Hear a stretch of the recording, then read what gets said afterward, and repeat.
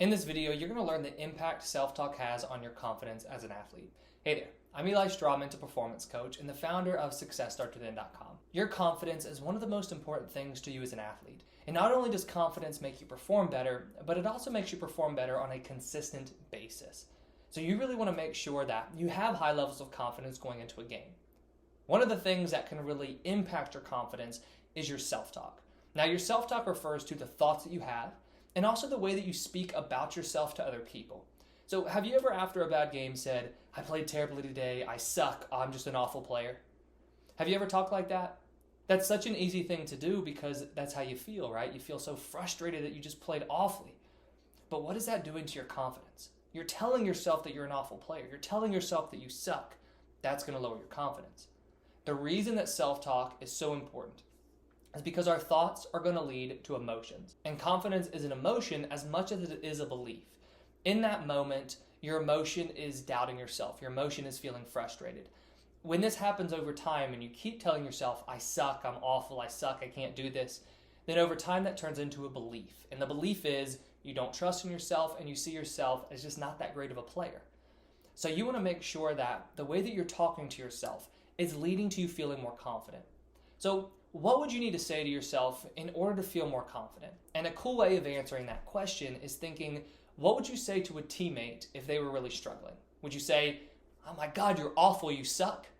Or would you say, it's okay, you're going to go get it next time, let's just keep training, you got to trust in the process, I believe in you, I know that you're a great player. You would say all those positive things to them.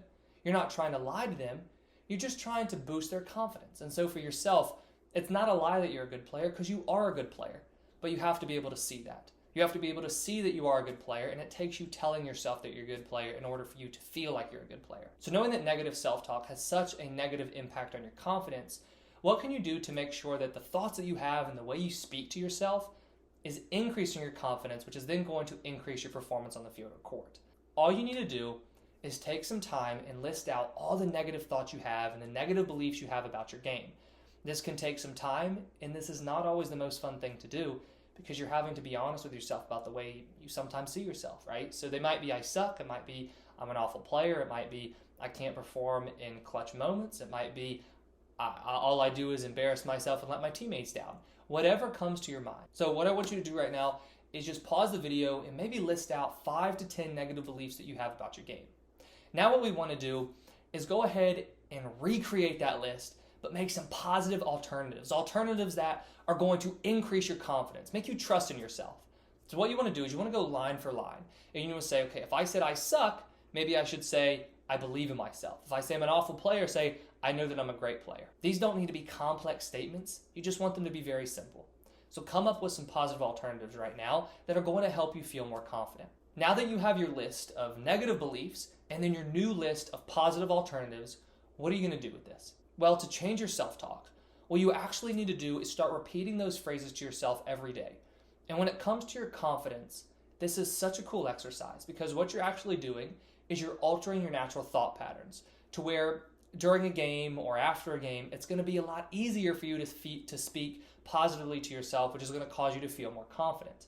However, if every single day you're reflecting on the strengths about your game, you're telling yourself these positive statements, that's going to also increase your confidence. So over time, we're increasing your confidence, but we're also altering the way that you actually speak to yourself.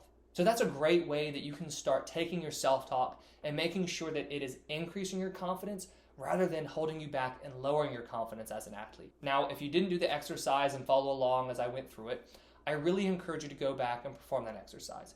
And sometimes listing out those negative beliefs, it can be difficult. So maybe it's best to give yourself a couple days to just kind of reflect on those and write them down. But I really encourage you to create a self-talk routine for yourself because that is the best way for you to alter your natural thought patterns, make sure that you're speaking to yourself in a more confident way.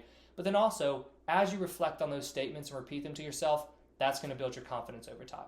If you have any questions about self-talk, confidence, or any other sports psychology topic, please leave them in the comments below. If you're interested in learning more about one-on-one mental performance coaching, click the link that I put in the description below. Thank you for watching, and I wish you the best of success in all that you do.